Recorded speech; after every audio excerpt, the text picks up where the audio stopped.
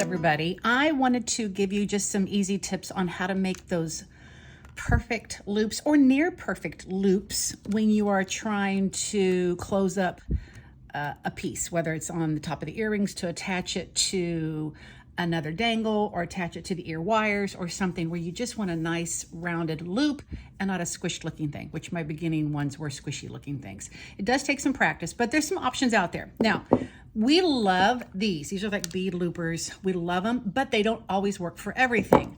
But they do come in handy. So like this is the 1.5 millimeter, there's a 2.25 and a 3.0. And I'll just give you an example of how they work. I just dragged out some old wire out of my wire bin. This is wire that was left over from something. So you just easily put your wire in all the way over towards the hole and then boom, go ahead and close it up. And you have this beautiful little loop, okay? Sometimes if you want things to be uniform and consistent, that's when I will use these. So if I'm doing something where you can see my loops and I really want them to all look absolutely the same exact size, I will try these. The 2.25 gives you a little bit bigger. I'm gonna show you how to do handmade ones, by the way, not just these loopers. Doop. And then that one's just a little bit bigger. And then let me make the biggest one so you can kind of see how big that goes. And this would be the 3.03 millimeter one. Again, put that in there all the way and again, to it shut. So that's a really nice round loop. But what I have found with these, while they are wonderful tools and it's a great time saver, you can't get really close to your item on your, whether it's a head pin, a round pin, head pin, you can't get close down to your beads. You will bust them, you will break them, especially if they're glass, and if they're wood, you'll scratch them up. So sometimes you just can't use those. They work for some things, but you just can't always use them. In the regular case of creating a nice round loop, and unfortunately this is not the most smooth piece of wire because it was played with and played with and played with, but I will show you just how to make a nice loop and show you two different ways that you want to go off after this. I learned this from somebody else actually on YouTube and they did a wonderful demonstration of it. I think I'm using my small nose pliers though instead of what they had used. I find that this works pretty well. So you're going to basically, let's say you have, this is a head pin, okay? And let's say that you want to start making your loop right around here. You want to make sure that you bend this all the way over like it's going to be an L, okay? 90-degree angle, L. Then, after you've got that done, take if you're going to use the small needle nose pliers, put this on top of that bottom L shape right there. And then go ahead and wrap this around, but you're not gonna be done. I don't wrap it all the way yet.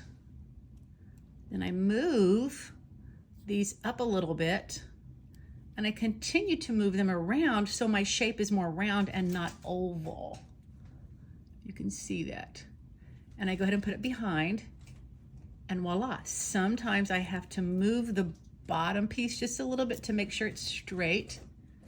Now, that is my loop, but I'm not done yet, of course. I've got to get rid of this excess in the back, and that's where I will go back here and cut it off a little bit ahead of the union where it's coming together and they cross over.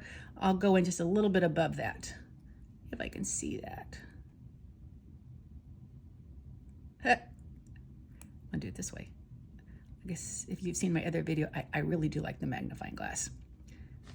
Okay, therefore, now we have the loop that we can close up after we've attached it to something else. And you can just bend it. You will have to pinch this one close a little bit more because it's not a pre-made loop. And voila, the really pretty circle loop. But you're not done, and I'll tell you why. Let's say you are trying to put a loop on something that you already have some beads on. And this is just something I threw together because I was too cheap to get out a head pin or loop. I can't talk today. So I just threw some beads on. And here's the deal. Let's say I want my loop on top to be just as close as my loop on bottom. I don't want to have empty space. And that frustrates me, to be honest, sometimes is I'll get my loop made, especially with the loop makers, you can't get that close. And so you'll have all of this extra space here. And if I did use the loop maker, well, I run the chance of it breaking the bead. I really do. So what I'm going to do is instead, you're going to still do the same thing as a regular loop, but instead of placing this right here, you can attempt to do it at the very tippy end of your pliers, but I would almost prefer to pinch the bead, the end bead. Yeah, sometimes I have my hands on it a little bit better. And I have to hold it a little bit more careful to try to get my L shape. So it's starting that bend right there at the end of that small bead, instead of having some extra wire loose.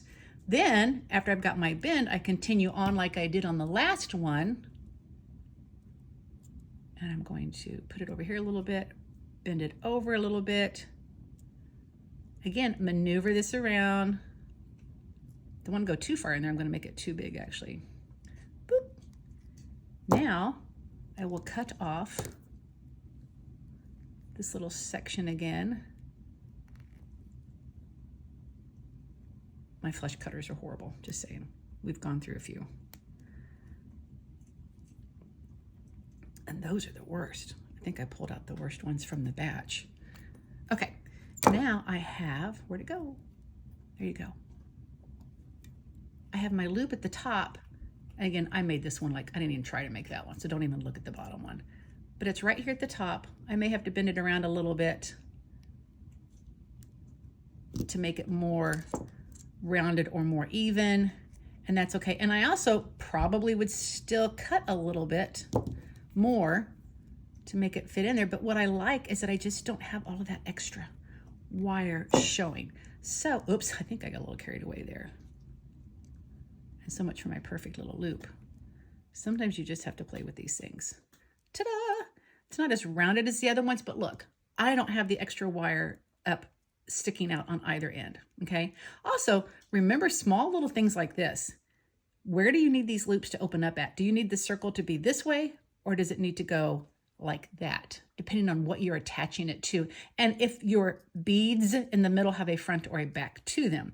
If they're just random, you can just do whatever. But sometimes you just may have to twist this around so they're both the same direction or something. So I hope that's helped, and that makes it a little bit easier for you to make loops. And please don't give up. It does take practice. And my suggestion would be get some of your old pieces of wire that you've already cut off and you just have little sections, and just practice on those. So good luck. Let me know how it works.